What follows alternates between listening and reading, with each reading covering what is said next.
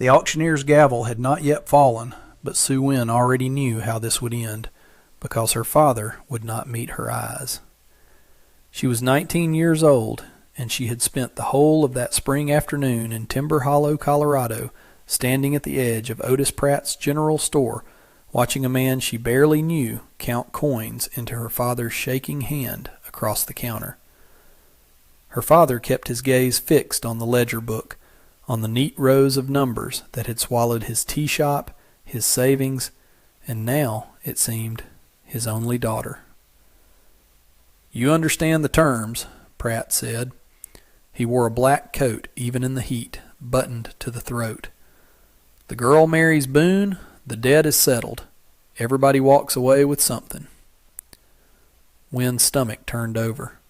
She had come to Timber Hollow 4 years earlier with her father, refugees from a burned tea plantation and a war neither of them spoke of any more. She had learned English by listening at the edges of rooms. She had learned the price of flour and the price of silence. She had not learned, until this exact moment, that she could be traded like a sack of grain to cover a debt she had never asked her father to make. "Papa," she said quietly, in the dialect they used only at home, "you cannot do this." Her father's hand trembled on the ledger. "I have no choice, Wynn. The store is gone. The roof over our heads is gone. This man, Boone, he will treat you fair. He has land, a cabin in the high country. It is not a punishment. It is survival." But it felt like a sentence. Wynn turned to look at the man they were discussing as though he were furniture, and found him already watching her from across the store, standing near the doorway with his hat in his hands. Silas Boone was not what she had expected. She had pictured, in the sleepless hours since her father told her of the arrangement, some grizzled brute with a temper to match his debts owed and collected. Instead, she saw a man perhaps 30 years old, sun-weathered, with a jaw that stayed still while his eyes did all the talking. He did not smile at her. He did not look away either. He simply studied her the way a man studies a horse he intends to buy, not unkindly, but thoroughly. "Ma'am," he said, and his voice was low and unhurried. "I know this ain't how a body wants to start a marriage. I want you to know I didn't ask Pratt to arrange it this way." "Then why do you agree to it?" Wynn asked, surprised at her own boldness. "Because your father owes Pratt $400, and Pratt will take the store, the roof, and likely the both of you to the territorial court if somebody doesn't settle it," Silas said. "I have the money. I don't have much use for a wife, truth told, but I've got even less use for watching two people get thrown into the street." It was, Wynn thought, the strangest proposal a woman had ever received. But there was something in the plainness of it, something that did not flatter or plead, that she found she could not entirely dismiss. Still, when the papers were signed that afternoon, and Otis Pratt smiled his thin, satisfied smile, Wynn felt the floor of her life tilt beneath her, and she did not know yet what waited at the bottom of the drop. The wagon ride up into the mountains took the better part of 2 days, and Wynn spent most of it in silence, watching the town of Timber Hollow shrink and disappear behind them, replaced by pine forest thick enough to swallow sound. Silas Boone drove the wagon without much talk, though he pointed out a creek where the water ran clean, and a ridge where he said elk sometimes crossed at dusk. He did not touch her. He did not press her for conversation. He simply drove, steady and patient, as the road narrowed and climbed, and the air grew thin and cold even in June. By the time his cabin came into view, wedged into a clearing high on the mountainside with a view that stretched clear across 3 ridge lines, Wynn's fear had curdled into something closer to exhaustion. The cabin was built of hewn logs, chinked with mud and moss, with a stone chimney and a porch that faced the sunset. A dog rose from beneath the porch steps and trotted toward them, tail low but wagging. "That's Duke," Silas said. "He don't bite unless you're a rabbit." Wynne did not answer. She was looking at the cabin, at the single window with its oiled paper pane, at the woodpile stacked with more care than she expected, at the loneliness of the place, hanging in the mountain air like smoke that would not clear. "I built a second room onto the back last winter," Silas said, helping her down from the wagon. His hand was calloused and warm, and he let go of hers the moment her feet touched the ground, as though he understood exactly how much touching she could bear. "It's yours. Got a door that shuts. A latch, too, if you want it." She looked at him then, really looked, and saw something she had not expected to see in the eyes of a man who had just bought her freedom for $400. She saw that he meant it as a kindness, not a boast, that the latch on the door was not a concession he resented giving. It was, she realized slowly, the first thing anyone had offered her in months that was entirely hers. "Thank you," she said, and the words came out smaller than she intended. "Don't thank me yet," Silas said, not unkindly. "Mountain life is hard on people who ain't used to it. You'll want to thank me in a year, if you still feel like thanking me at all." That night, Wynne ate a supper of beans and salt pork at a table Silas had clearly not expected to share with anyone, judging by the single chair worn smooth with use and the second one that still smelled faintly of new-cut pine. He spoke little. He asked about her father, whether he had somewhere warm to sleep in town, and seemed satisfied when she told him Pratt had at least allowed her father to keep working at the store as a clerk to pay down what remained. He did not ask about the war she and her father had fled, though she suspected, from the careful way he avoided the topic, that he already understood there was a story there he had not earned the right to hear. When she retreated to her room that night, latching the door out of habit rather than fear, she lay awake, listening to the wind move through the pines, and thought that perhaps survival, however strange its terms, was not the same thing as suffering. She did not yet know that within the week a stranger would ride up that same mountain trail with a proposition that would test exactly what kind of man she had married and exactly how far he was willing to go to keep what was his. The stranger's name was Emmett Doss, and he arrived on a gray gelding on a Tuesday morning while Silas was down at the lower pasture mending fence. Wynne was hanging washing on the line when she heard the horse, and she turned to find a man in a fine coat, entirely wrong for mountain travel, studying her with an expression she recognized from her worst days in Timber Hollow. It was the look of a man calculating a price.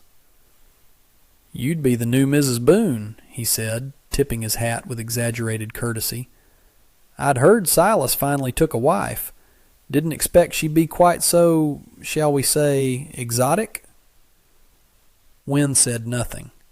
She had learned, in 4 years of living among strangers who did not always wish her well, that silence was often the safest answer.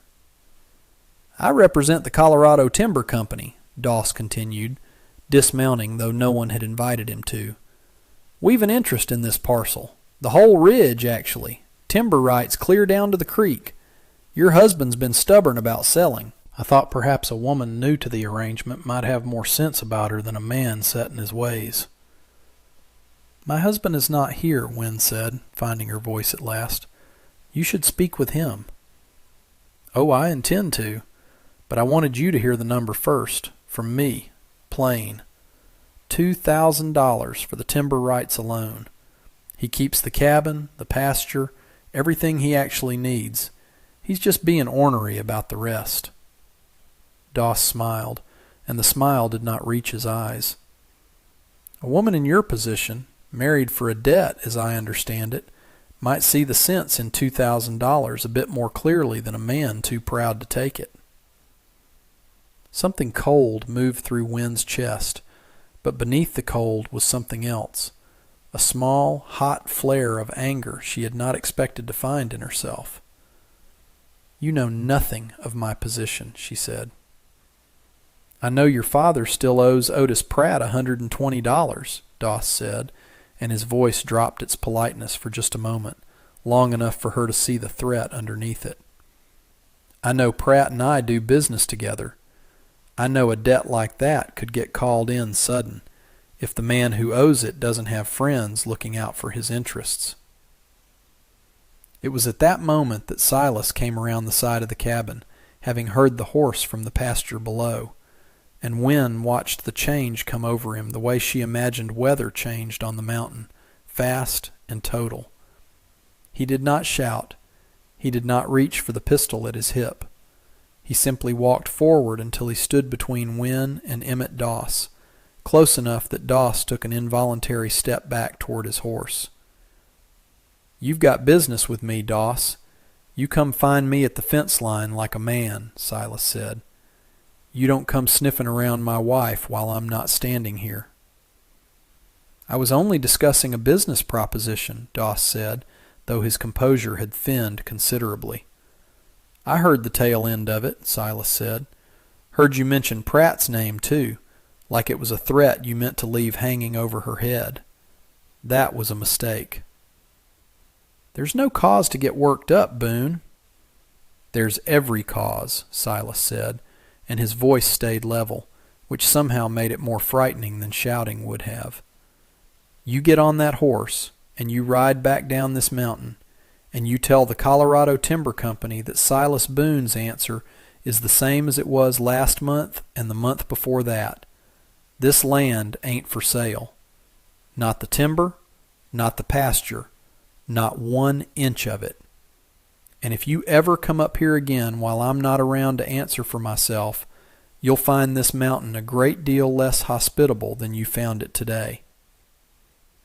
Doss mounted his horse with what dignity he could manage, but before he turned the animal down the trail, he looked once more at Wynne, and something in his expression made her skin go cold. "You might want to reconsider your husband's stubbornness, Mrs. Boone. Debts have a way of following people, even up mountains." When the sound of hoofbeats had faded, Silas turned to her, and for the first time since she had arrived, she saw something like worry cross his face. "You all right?" "I am fine," Wynne said, though her hands, she realized, were not entirely steady. "He mentioned my father's remaining debt. He said Pratt and he do business together." Silas's jaw tightened. "That's so." "Silas." It was the first time she had used his given name, and she saw it land on him. A small thing, but he noticed it. "Is the debt truly gone? My father's? You told me at the store that you settled all of it." "I settled what was owed that day," Silas said carefully. "There was talk of interest accruing after. Some clause Pratt slid into the paperwork I didn't catch till later. I've been paying it down myself, little by little, so your father wouldn't have to worry on it." Wynne stared at him. "You never told me this. Didn't see the use in worrying you over money I intended to handle." "That is not your decision to make alone," Wynne said, and though her voice shook slightly, she did not look away from him. "I am your wife. Whatever this arrangement is between us, I will not be kept in the dark about the debts that shape my own life. Not by my father, and not by you." Silas studied her for a long moment, the same thorough, unhurried study he had given her on the day they met, and something in his expression shifted, as though he were recalculating an answer he had believed settled. "Fair," he said finally. "You're right. I'll tell you everything, from here out." It was a small victory, but it was hers, and Wynne carried it with her back into the cabin that evening, aware for the first time that the man she had married might be more complicated and more willing to be questioned than she had first believed. She did not yet know that the true shape of Emmett Doss's threat and the true history between Silas Boone and the Colorado Timber Company ran far deeper than a simple dispute over timber rights, or that the answer to it lay buried in a wooden box Silas kept locked in the bottom of his trunk. She found the box 3 weeks later, not through searching but through accident. She had been airing out the trunk at the foot of Silas's bed while he was away delivering firewood to a widow 2 ridges over, a kindness he performed monthly without being asked, and her hand had brushed against something hard beneath a folded wool blanket. The box was small, plain, made of cedar, its hinges tarnished with age. It was not locked, though she suspected it usually was, and some instinct told her she should close the trunk and forget she had seen it. Instead, she opened it. Inside was a stack of letters tied with faded ribbon, and beneath the letters a legal document folded into quarters, its creases soft from handling. Wynne unfolded it carefully, and though her English reading was imperfect, she understood enough to feel the floor tilt beneath her a second time since arriving on this mountain. It was a deed, but not to Silas's land. It was to a parcel further down the valley, larger, with a name on it she did not recognize. Silas's brother, a man named Wyatt Boone, who according to the document had died 4 years prior. Attached to the deed was a note in a woman's handwriting, brief and aching, addressed to Silas, thanking him for what he had done and asking him never to speak of it again. Wynne was still holding the papers when she heard Silas's wagon return, and she had only enough time to set them back roughly as she had found them before he came through the door, snow still on his boots, though it was midsummer at this elevation some mornings. He knew, somehow, the instant he saw her face, that something had shifted. "You went through my trunk," he said. It was not an accusation exactly, but there was a rawness in it that told her she had touched something he had not meant to expose. "I did not mean to pry," Wynne said. "I was airing the blankets. I found the box. I should not have opened it. I am sorry." Silas set down the empty wagon reins he was still holding and sat heavily on the edge of the bed, and for a long moment he said nothing at all. Then, quietly, he began to speak. "My brother Wyatt owned that parcel down the valley. Good land, better than mine in some ways, closer to water. He got himself into debt to the Colorado Timber Company 5 years back, borrowed against the land to cover a bad winter, and when he couldn't pay it back on their terms, they came at him hard. Not honest business. Threats. A fire that took half his herd that nobody could ever prove was set deliberate, though everybody knew." Silas's hands, resting on his knees, curled slowly into fists. "Wyatt took his own life rather than watch the company take everything he'd built and leave his wife with nothing but debt. I bought the parcel off her at a fair price, more than fair, so she wouldn't be left destitute, and I've been fighting the timber company's claim on it in territorial court ever since. Doss wasn't lying about wanting my land. He's wanted it for years. What he didn't say is that it's payback he's after, not just profit. My brother's death cost the company a lawsuit and a black mark on their reputation in this territory. Doss aims to settle that score by taking what's left of my family's land, one way or another." Wynne felt something in her chest crack open, not from fear this time, but from the sudden, overwhelming understanding of the weight this man had been carrying alone, up here on his mountain, with no one to share it. "Why did you never speak of this?" "Because it isn't a story I tell easy," Silas said, "and because for a long while I didn't believe anybody could hear it and not think less of my brother for the way he ended things, or think less of me for not stopping it in time." He looked up at her then, and his eyes were rimmed red in a way she had not seen before. "You're the first person I've told the whole of it to since it happened." "I do not think less of you," Wynne said softly.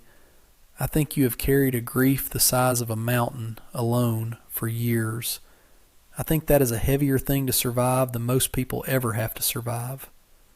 She hesitated, then reached out and placed her hand over his closed fist, feeling it slowly loosen beneath her touch. "You are not alone in it now, Silas. Whatever comes of Doss and his company, you do not have to face it by yourself." It was the first time either of them had touched the other with any intention beyond practicality, and neither pulled away. Something had shifted between them in that small cabin room, something neither had planned for when the marriage was arranged as a settlement of debt, and both of them understood, without saying so aloud, that whatever this arrangement had begun as, it had become something else entirely. The second and larger danger arrived less than a week later in the form of a letter carried up the mountain by a rider from town, sealed with the stamp of the territorial court. Silas read it twice before he set it down on the table, his face gone pale beneath its weathering. "The Colorado Timber Company's filed a new claim," he said. "Says Wyatt's original debt was never fully settled, that there's an outstanding lien on the land that transferred to me when I bought the parcel from his widow. They're asking the court to seize it, both parcels, mine and Wyatt's, on account of what they're calling shared collateral." "Can they do this?" Wynn asked. "Legally, I don't rightly know, but Otis Pratt co-signed the original note on Wyatt's loan back before Wyatt ever came to me for help. If Pratt testifies that the debt was never cleared, the courts like to side with the company. Pratt's got no love for me, never has." Silas rubbed a hand across his jaw. "And your father still owes Pratt that remaining $120. If Pratt wanted to pressure your father into testifying false, into saying things about how the deed transferred that ain't true, he's got the leverage to do it." Wynn felt the full shape of the trap close around her then. Doss's threat on the porch weeks before had not been an idle boast. It had been the opening move of a plan that reached all the way back to Timber Hollow, to her father's small clerk's desk in Otis Pratt's store, to the fragile, desperate position her family had never fully escaped.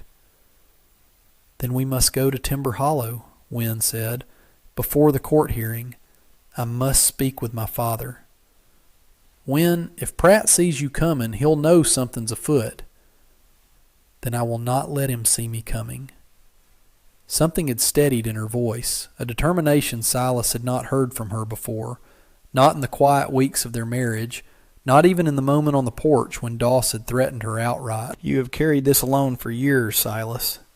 You have carried your brother's death, and the company's threats, and the fear that speaking of it would make you smaller in the eyes of anyone who heard.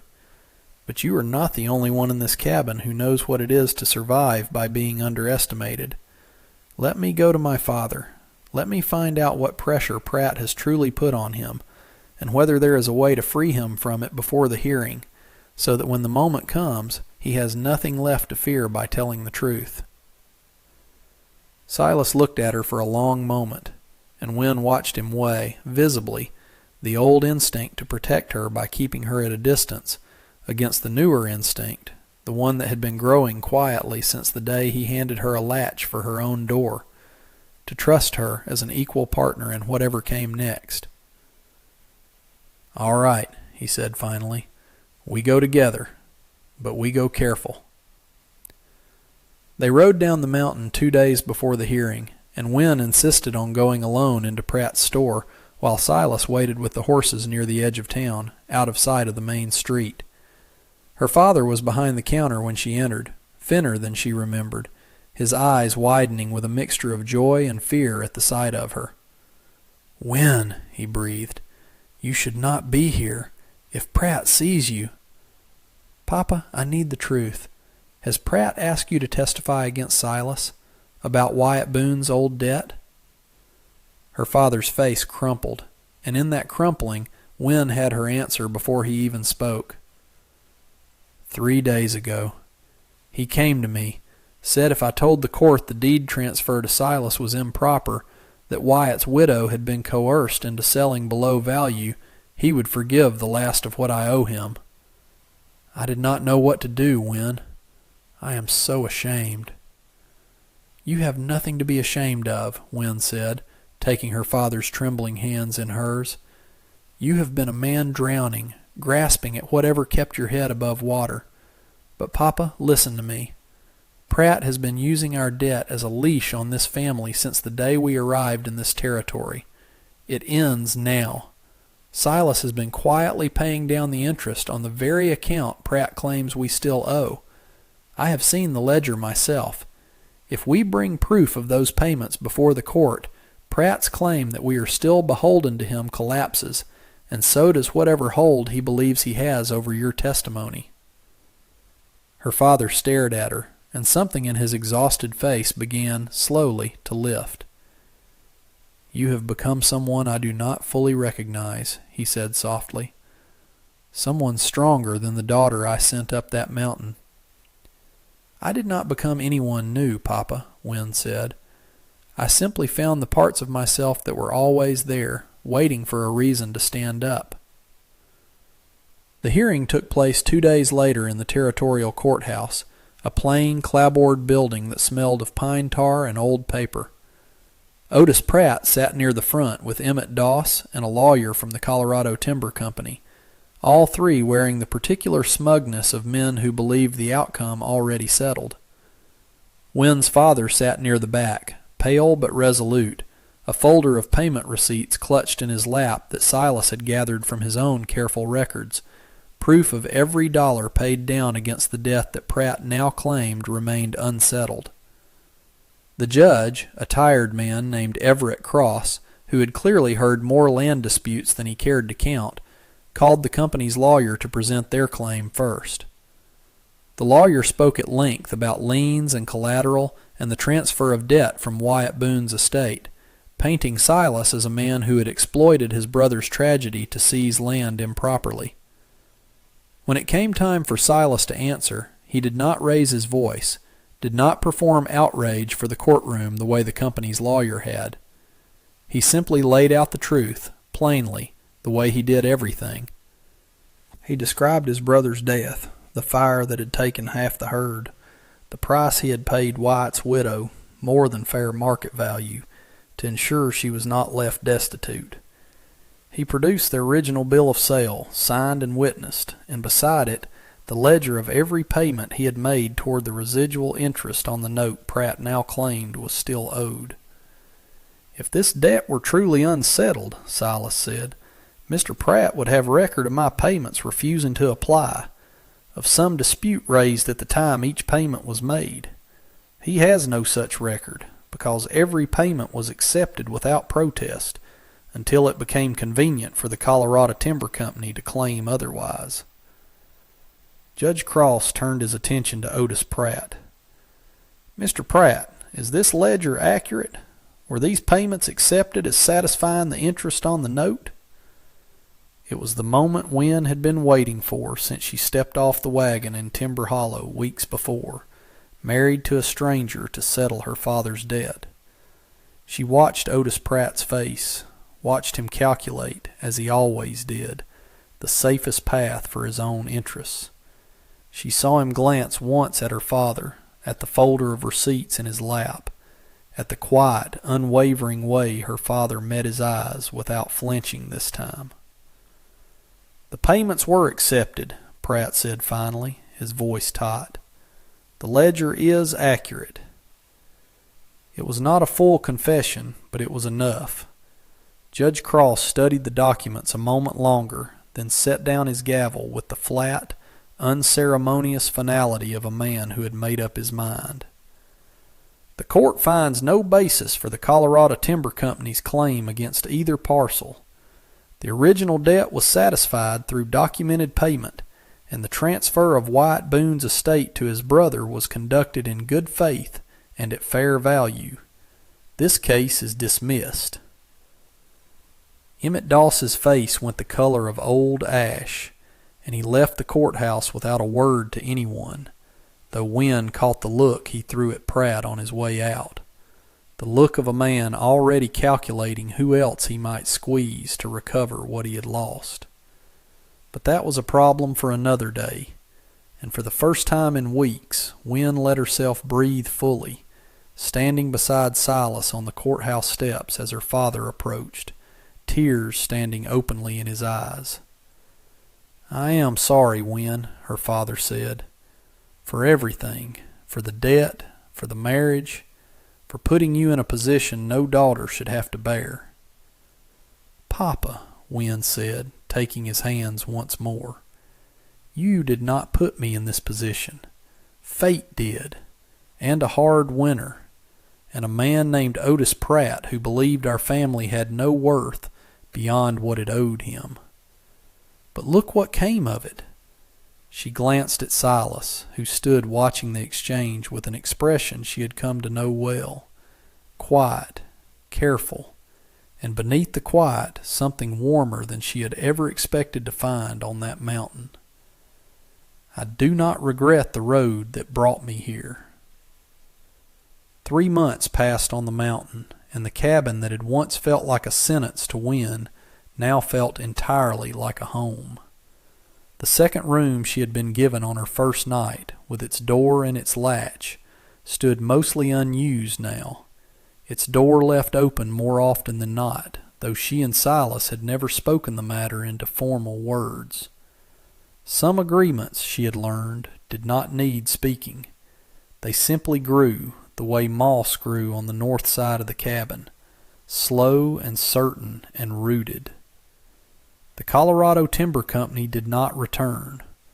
Doss, she heard through town gossip carried up the mountain by the widow Silas still delivered firewood to each month, had been recalled by his company after the humiliation of the dismissed case, sent to trouble some other territory instead. Otis Pratt, stripped of the leverage he had held over Win's father for so long, found his business dwindling as word spread through Timber Hollow of how he had co-signed a dead man's debt and tried to use it as a weapon. Win's father, free at last of the account that had shadowed him for years, took a position managing the dry goods counter at a competing store, and wrote to Win every few weeks in careful, steady English, proud in a way she had not seen from him since before the fire that drove them from their old life. On a warm evening in late summer, Silas came in from the pasture carrying something wrapped in cloth, and set it on the table before her without ceremony, the way he did most things that mattered most to him. "Wedding gift," he said. "Ought to have given it to you back when we married, but I didn't know yet if you'd want a reminder of a day that started so hard on you.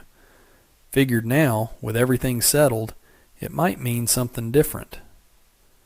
Win unwrapped the cloth carefully and found inside a small wooden box. Not the cedar box that had held his brother's deed, but a new one, its hinges bright and unworn. Inside lay a silver brooch shaped like a mountain ridge, with a small blue stone set where the sun would strike it, and beneath the brooch, folded small, the original marriage paper from the day of their wedding, the paper that had once represented a debt that felt, at the time, like a life sentence. "I kept it," Silas said, "because I wanted you to see it again some day and know it for what it became instead of what it started as. Wasn't a sale, was the start of the best thing that's happened to me since I lost my brother." He paused, and for the first time since she had known him, Win saw him search for words the way a man searches for solid footing on loose scree. "I love you, Win, not because the arrangement worked out convenient, because you walked into this trap laid by other men's greed and made yourself the strongest thing standing in that courtroom. I've never known anybody like you, and I don't aim to spend the rest of my days without you beside me." Win looked at the brooch, at the mountain ridge shaped in silver, at the paper that had once bound her to a stranger out of desperation, and now bound her to a man she had chosen, in every way that mattered, on her own terms. "I love you too, Silas," she said. "I did not come to this mountain expecting to find anything but survival. I found a home instead, and a man who gave me a latch for my door before he ever asked for anything from me in return." Outside the cabin, the sun was setting over 3 ridge lines, painting the pines gold and the mountain air soft with the particular gentleness of a Colorado summer evening, and Win understood, standing there with the brooch in her hand and Silas's steady presence beside her, that the debt which had once felt like the end of everything had, in truth, been the beginning of the only life she had ever truly wanted. And that brings us to the end of this one. If you stayed with me all the way through, thank you. Stories like this one only get told because folks like you sit down and listen. If you liked what you heard, go ahead and hit that like button. And if you want more stories from the old frontier, subscribe so you don't miss the next one. Until then, take care of yourself, and thanks again for being here.